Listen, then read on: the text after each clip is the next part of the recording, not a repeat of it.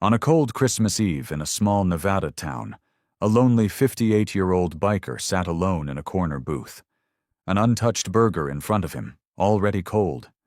His leather vest hung heavy with patches that told a story most people crossed the street to avoid. But his solitude was quickly broken when a single mother and her young daughter walked in. The little girl looked around the nearly empty diner, then suddenly walked straight to his table and whispered, "Santa says nobody should be mean on Christmas, even if they look scary." She even handed him a handmade paper snowflake, filling the man's weathered heart with a warmth he hadn't felt in decades. No one knew that what happened after that moment would change all three of their lives forever. Before we go back, let us know where you're watching from. And subscribe, because tomorrow I've got something extra special for you. The wind howled across the Nevada desert that Christmas Eve. Inside Pearl's diner, Vincent Reaper Cole sat alone in the back booth. He was 58 years old. His gray beard reached his chest. He wore a black leather vest covered in patches. Hell's Angels. Nevada chapter. In front of him sat a burger, untouched, cold for 20 minutes. He stared at the empty seat across from him. 3 years ago, his brother Derek would have been sitting there. 3 years ago, everything was different. The motorcycle crash, Derek's bike sliding under the semi, the funeral with 1,000 bikers. The guilt that never went away because Vincent had been riding ahead hadn't warned him. 3 years of riding alone. 3 years in a house that felt empty. A bell chimed. The door opened. A woman walked in with a little girl. The woman looked exhausted, maybe 32, wearing a waitress uniform under her thin coat. The girl was maybe 7, blonde hair in pigtails, wearing a pink jacket with a rip in the sleeve. They sat at the counter. The girl swung her legs, too short to reach the floor. "What can I get you?" Pearl, the owner, asked. Do you have a kids menu?" the woman asked quietly. "Sure, honey." "Can she get the grilled cheese? And milk?" "What about you?" "Just water. I'm fine." Pearl's eyes softened. "Tell you what, Christmas Eve special. 2 meals for the price of 1. The woman's face flushed. "I can't accept charity." "It's not charity. It's a special. Take it or leave it." The woman's eyes filled with tears. "Thank you." Vincent watched from his booth.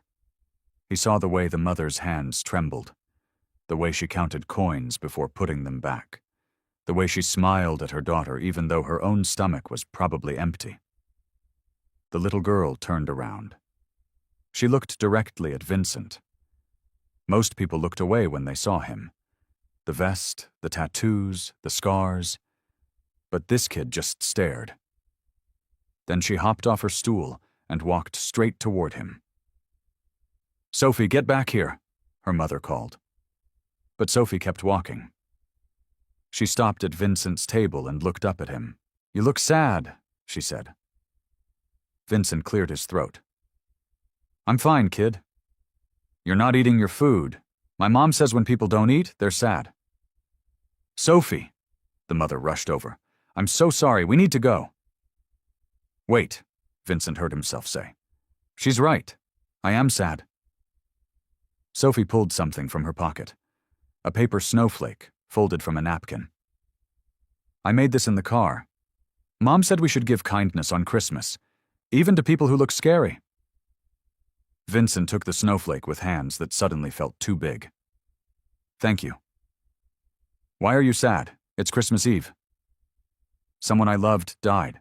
I miss him." Sophie's face went serious.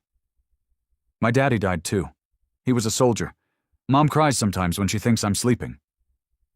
Vincent looked up at the mother. Her face was pale, eyes wet. "I'm sorry for your loss," he said quietly. "I'm sorry for yours," she whispered. "Look," Vincent said. "I got way too much food here. You want to sit down?" "We couldn't. Please, nobody should eat alone on Christmas." Sophie climbed into the booth before her mother could stop her. The woman hesitated, then sat down slowly. "I'm Vincent," he said. "Iris, and this is Sophie. Nice to meet you both." While they ate, Sophie talked about school, about her teacher, about the Christmas play. Iris tried to shush her, but Vincent waved it off. "Let her talk. It's nice." "You're really a Hell's Angel?" Sophie asked. "Sophie?" Iris gasped. "Yeah," Vincent said. "I am." "Are you a bad guy?" "Some people think so, but I try not to be. I just made mistakes. Lost my way. My teacher says everyone makes mistakes. You just gotta say sorry and try better." Vincent felt his throat close up. "Your teacher's smart." "Do you have kids?" Sophie asked. "No, never married. Just had my brother and my club." "What's a club?" "A family. People who ride motorcycles together." "Where's your team now?" Vincent was quiet. "They're around. We don't ride together much anymore. Not since my brother died." Iris spoke softly. "How did he die?" "Motorcycle accident. I was riding ahead. Didn't see the truck. It should have been me." Iris reached across the table and put her hand on his. "Don't say that. It wasn't your fault. Accidents happen. My husband died in Afghanistan. I used to think if I'd asked him not to deploy, maybe he'd still be here. But that's not how it works." They sat in silence. Sophie finished her sandwich and pulled out crayons. "Can I draw?" she asked. "Sure, kid." She drew on napkins, a motorcycle with a stick figure on it. "That's you," she said, showing Vincent. He looked at the drawing. The stick figure was smiling. "I don't smile much anymore," Vincent said. "You should. You have smile lines here." She pointed at his eyes. "Mom says smile lines mean someone used to be happy. You can be happy again." Vincent felt something crack open in his chest. "Tell me about your dad," Vincent said to Sophie. Sophie's face lit up. "He was